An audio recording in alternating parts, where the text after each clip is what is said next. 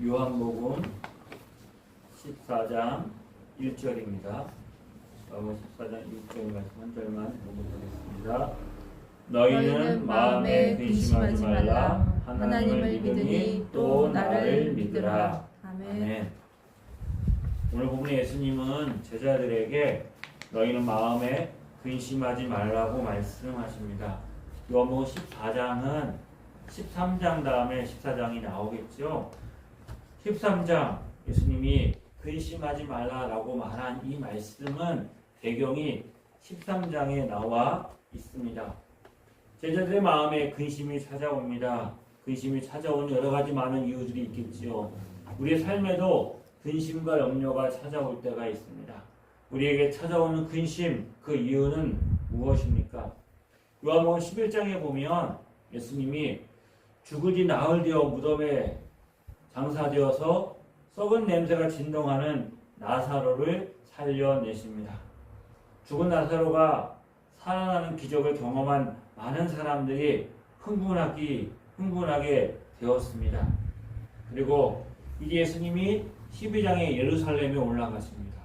예루살렘에 올라올 때 많은 사람들이 길에 몰려서 호산나 호산나 찬송하리라 하며 예수님을 환영합니다. 그리고 13장에 예수님이 다락방에서 제자들과 유월절 만찬을 하시고 제자들의 발을 씻겨 주십니다. 그런데 예수님이 제자들의 발을 씻겨 주시고 지금까지는 아주 분위기가 좋았어요.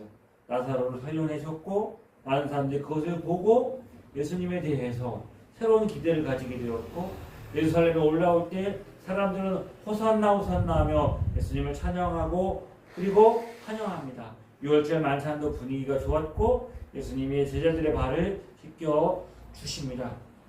그러니 예수님이 요한복음 13장 21절에 그 심령이 괴로워 증언하여 이르시되 내가 진실로 진실로 너희에게 이르노니 너희 중 하나가 나를 팔리라 하시니 제자들의 12명의 제자들이 함께 만찬을 하는 자리에서 너희 중에 하나가 나를 팔아버릴 것이다.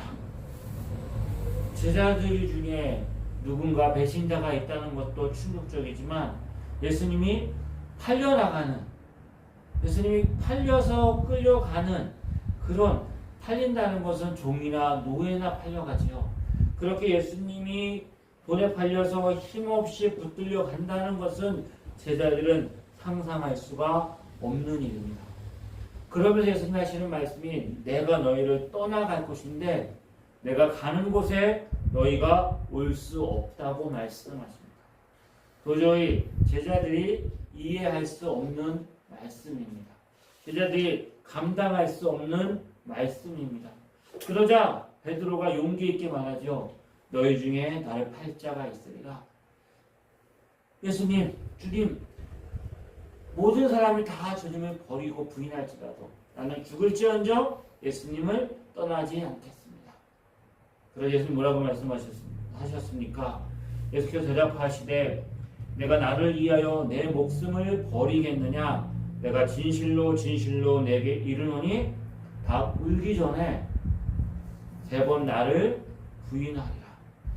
내가 죽을지언정 내가 목숨을 걸고 주님을 따르겠습니다라고 고백했던 베드로에게 예수님이 내가 다 울기 전에 3번 나를 부인할 것이라고 말씀합니다. 예수님을 위해서 자기 목숨도 바칠 수 있었던 베드로가 3번이나 나는 예수님을 모른다고 부인할 수밖에 없는 상황, 오죽하면 베드로가 그렇게 했을까?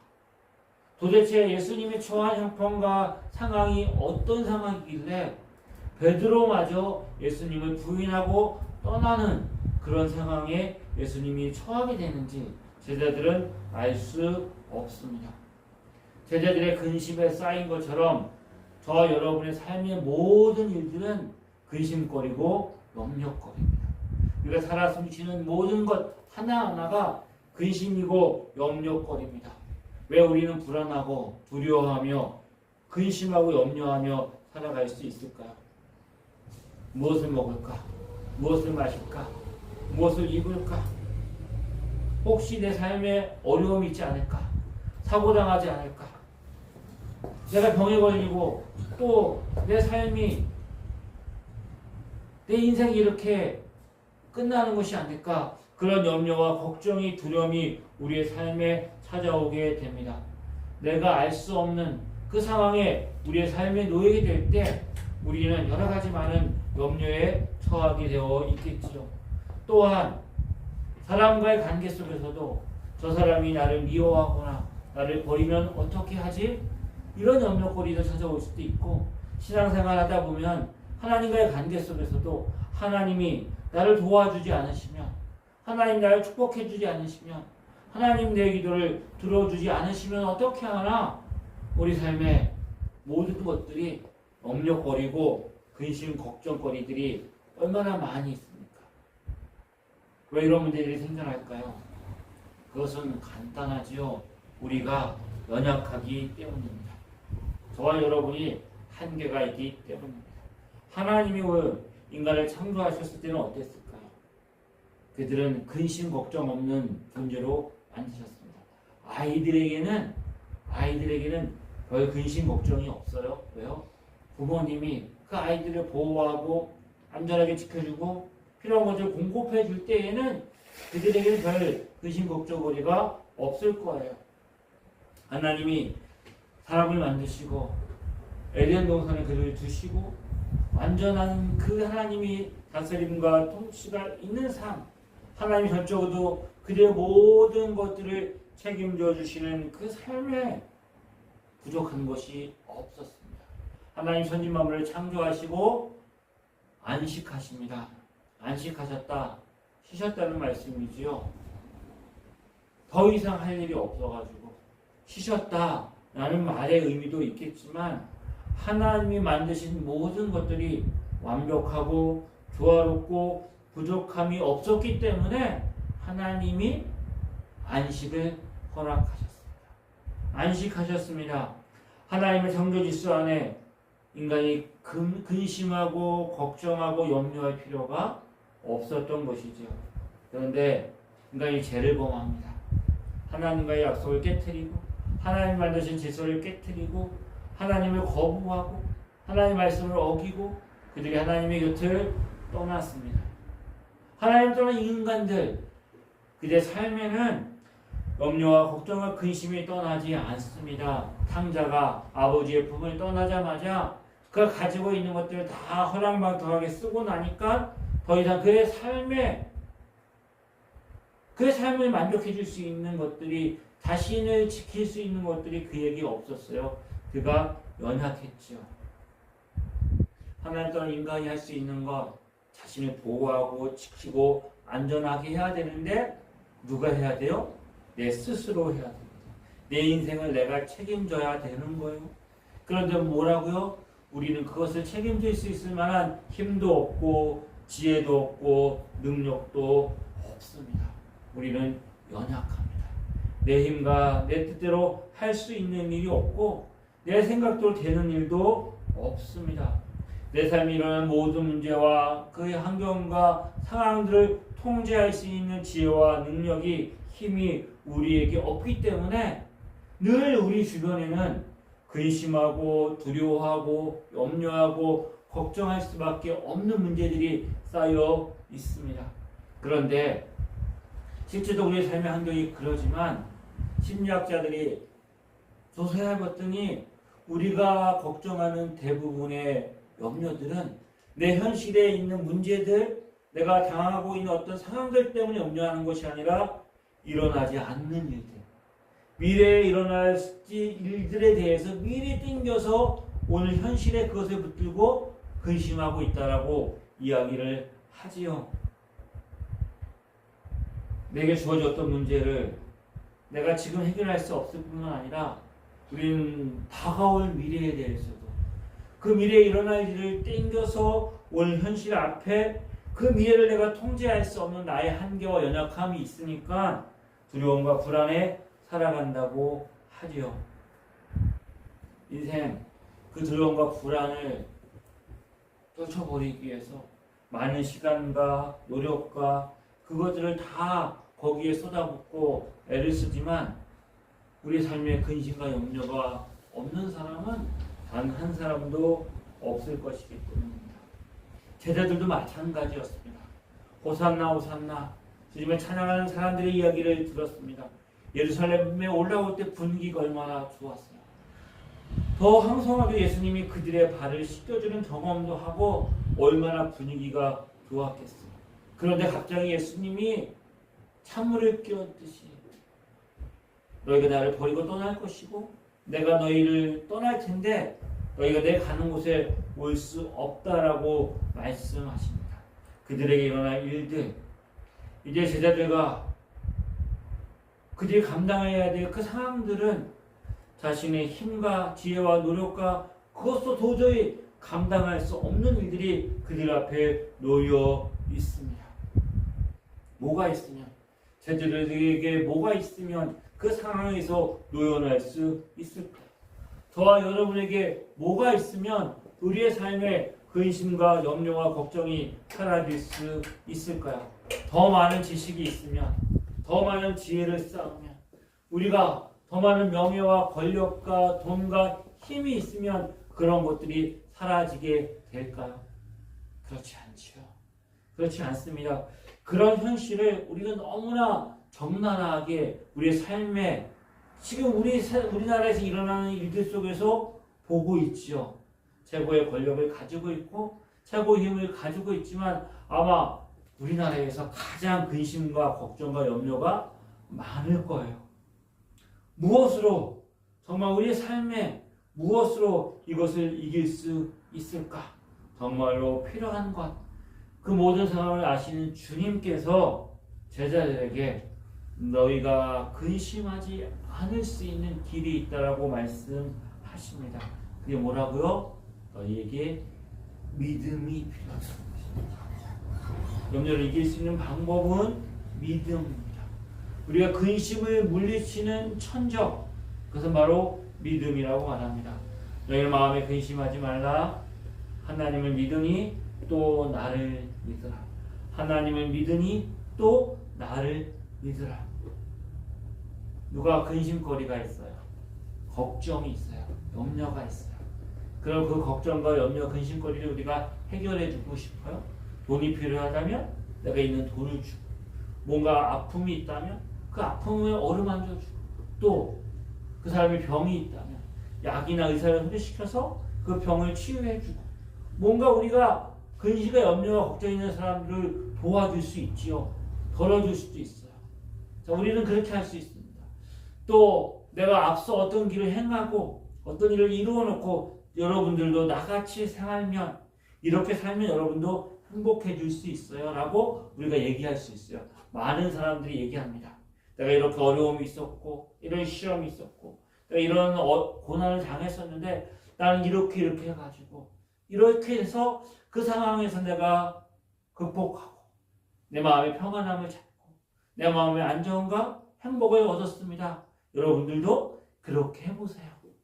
그렇게 해보세요. 내가 한 대로 해보세요 라고 이야기를 하죠. 이 땅에서 사람들이 할 수 있는 것은 이런 것들입니다. 주님 뭐라고 말씀하세요? 나를 믿으라는 거죠. 주님이 우리에게 요구하는 것은 너희가 근심하지 말라. 하나님을 믿으니 나를 믿어. 날 믿어. 이 땅에 있던 수많은 사람들 중에서 이런 말을 한 사람이 누가 있을까요? 그리고 이 말에 대해서 책임져 줄 수 있는 사람들이 누가 있을까요? 사이비 교주나 이단들이 나를 믿으라. 내가 자칭 내가 예수님이다 라고 말하면서 나를 믿으라고 말하지만 그들의 삶에 정말 행복과 평안함이 있습니까? 그렇게 신앙생활하고 그렇게 살아가는 사람들을 보면서 우리가 더 염려하고 걱정하고 근심하게 되잖아요. 그래서 주님 말씀하십니다. 나를 믿으라. 나를 믿으라. 우리 마음속에 찾아오는 근심을 이길 수 있는 방법은 하나밖에 없다는 거예요. 그게 무엇이에요? 예수님을 믿는 것입니다. 예수님은 이 제자들에게 나를 믿으라고 말씀하시면서 십자가를 이야기하십니다. 고난을 곧 잡히시고 고난을 당하시고 십자가에 달려 죽으실 것입니다. 죽은 지 사흘 만에 부활하시고 죄와 사망 모세를 깨뜨리고 부활하시고 하늘에 오르셔서 너희에게 약속한 성령, 보혜사 성령님을 보내주시겠다고 말씀하십니다. 예수님 십자가의 죽으심으로 인하여서 죄로 인하여 깨어졌던 하나님과 우리의 관계가 화평하여지고 하나님 안에 나아갈 수 있는 길을 주님이 우리에게 열어 놓으십니다. 나를 믿으라고 말씀하십니다. 내가 곧 길이요 진리요 생명이니 나로 말미암지 않고는 아버지께로 올 자가 없느니라. 우리가 하나님을 믿어라. 그러니 곧 나를 믿어라. 우리가 예수 그리스도를 믿어야 진정한 하나님을 믿는 믿음을 가질 수 있는 것이죠. 현실에 고난을 당합니다. 어려움이 있습니다. 현실에 당하는 고난과 어려움 견딜 수 있는 것들이 있습니다. 참을 수 있는 것도 있습니다. 버티면 버틸만 합니다. 살다 보면 사라진다고 말하겠지요. 살다 보면 사라진다. 그 우리 인생들에 가지고 있는 사람들의 이야기죠. 살다 보면 사라지겠지요. 하지만 올 현실에 내 삶을 살다 보면 사라지지만 우리 삶을 찾아오는 미래에 대한 염려와 걱정과 근심은 그것이 우리를 누를 때는 우리가 어떻게 할 수가 없는 거죠. 내가 당하는 고난은 그래도 견디고 참을 수 있지만 내 자녀들, 내가 사랑하는 사람들이 당해야 되는 어려움과 고난과 그런 것들을 생각해 보면 우리 마음속에 더 불안하고 두렵고 염려하며 근심하는 일들이 찾아올 수밖에 없습니다. 그러다 보면 우리 인생에 바람 잘 날이 있을까요? 가지가 많은 나무에 바람 잘 날이 없는 것처럼 우리 인생에 여러 가지 많은 삶의 자리에 바람 잘 날이 없습니다. 결코 우리 삶에 평안함이란 있을 수 없을 겁니다. 주님 말씀하십니다. 그럼 염려와 이르기를 무엇을 먹을까, 무엇을 마실까, 무엇을 입을까 하지 말라. 그것은 다 이방인들이 구하는 것이다. 너희 하늘 아버지께서 이 모든 것이 너에게 있어야 할 줄을 아시느니라. 그래도 너희는 먼저 그의 나라와 그의 의를 구하라. 그리하면 이 모든 것을 너희에게 더하시리라. 그러므로 내일을 위하여 염려하지 말라. 내일 일은 내일 염려할 것이요 한 날의 괴로움은 그날로 족하니라. 내일 일을 염려하지 말라. 오늘도 내가 내 삶을 감당할 수 없지만 내일은 내게 아니라는 거예요. 여러분에게 아니에요. 내일 일은 내가 몰라요. 하지만 내일에 누가 있어요? 하나님이 계십니다. 오늘의 내 삶을 책임져 주실 뿐만 아니라 내일의 삶도 주관하시는 분이 하나님이시니 네가 불안하고 염려하지 말라고 주님 말씀하십니다. 우리가 불안과 두려움과 염려를 이길 수 있는 길이 어디 있다고요? 하나님을 믿는 것입니다. 사도 바울에게도 그런 일들이 있었습니다.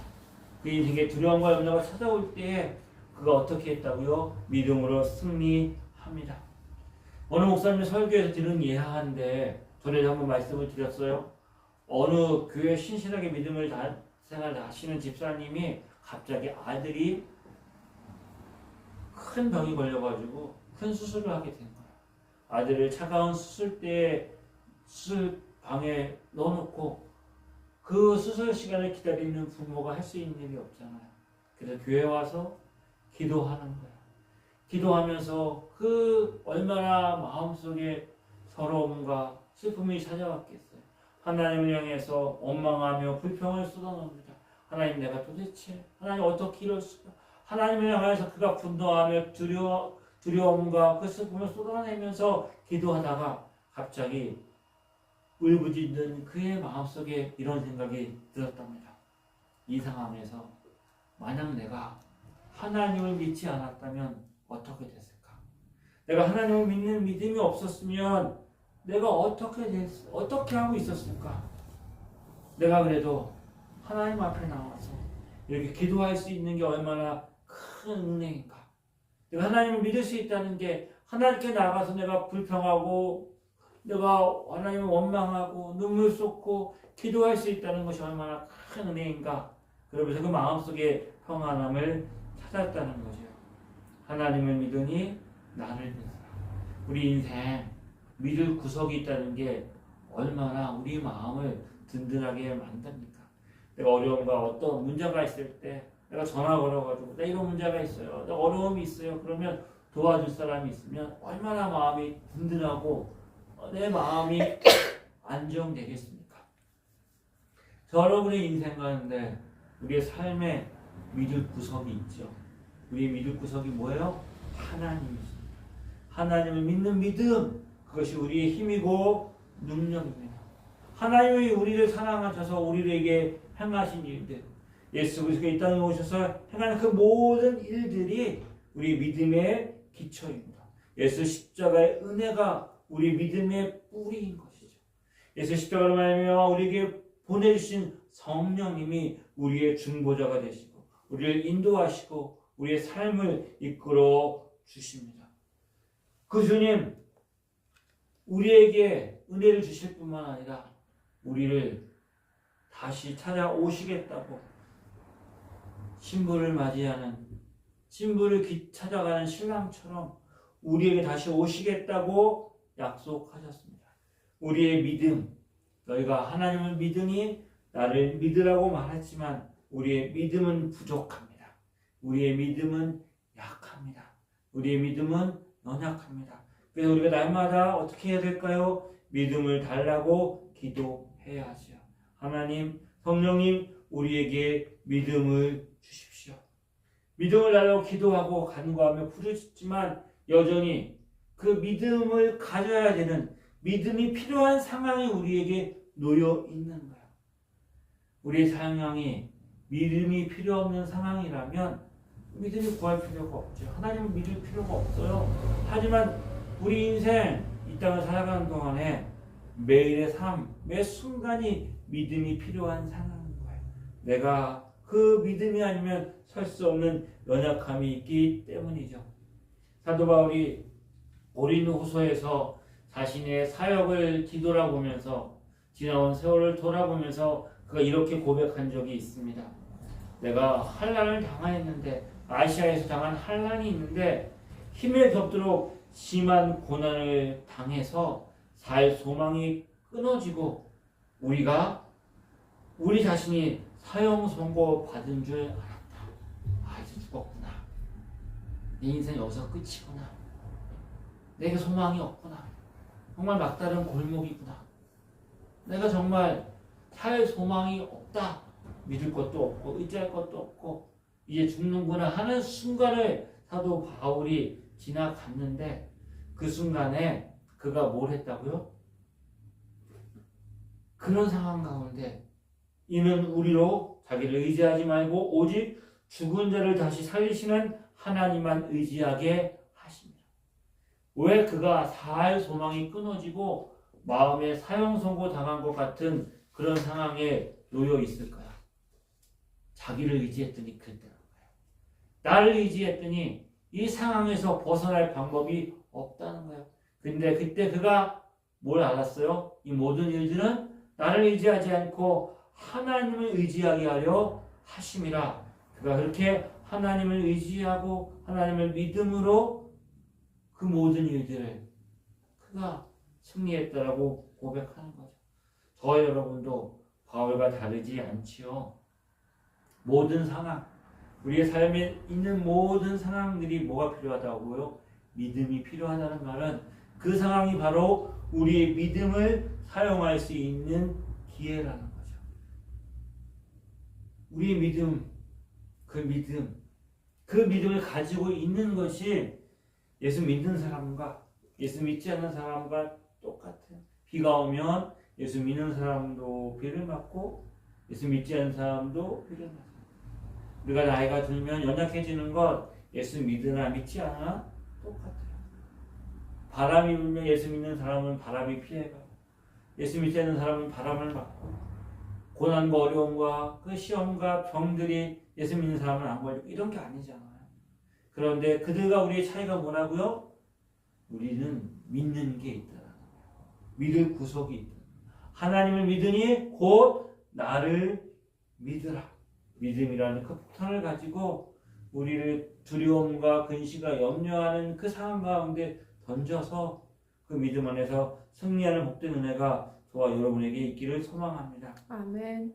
우리가 믿음을 사용하면 근심에 쌓인 날 돌아보사 내 근심 모두 주님이 맡아 주십니다. 아멘. 우리가 믿음을 가지고 있다고 하지만 우리가 늘 성공할 수는 없어요. 두려울 수도 있고 근심에 빠질 수도 있고 염려할 수도 있어요. 그럼에도 불구하고 성령님 우리를 다시 일어나게 하십니다. 우리에게 믿음을 주세요. 믿음을 통해서 다시 일어나서 주님을 의지할 때 근심이 변하여서 찬양이 되게 하시고 기도가 되게 하시고 우리의 마음의 평강으로 찾아오는 놀라운 축복의 은혜가 우리에게 있음을 기억하시고 믿음을 승리하는 저와 여러분 되어지기를 주님의 이름으로 축복합니다. 아멘. 기도하겠습니다. 참 좋으신 하나님 아버지 은혜를 감사합니다. 너희 마음에 근심하지 말라. 하나님을 믿으니 나를 믿으라. 이 믿음으로 승리하게 하여 주옵소서. 성령 하나님 우리의 눈을 밝혀 주시옵소서.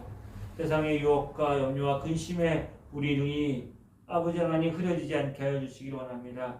이 시대를 잘 분별할 수 있는 믿음의 지혜도 허락하여 주시옵소서. 아멘. 우리가 어려움과 환난 속에서도 능히 주님 바라보고 나갈 수 있는 믿음의 능력도 다하여 주시옵소서.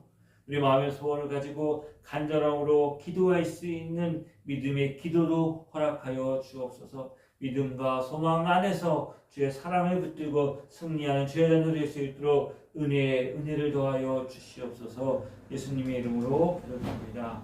이제는 주 예수 그리스도의 은혜와 하나님 아버지의 크신 사랑하심과 성령님의 인도하심이 하나님을 믿음으로 승리하며 주 예수 그리스도 안에서 평안함을 누리는 주의 자녀들 위해 지금부터 영원히 함께 하시기를 간절히 축원하옵나이다. 아멘.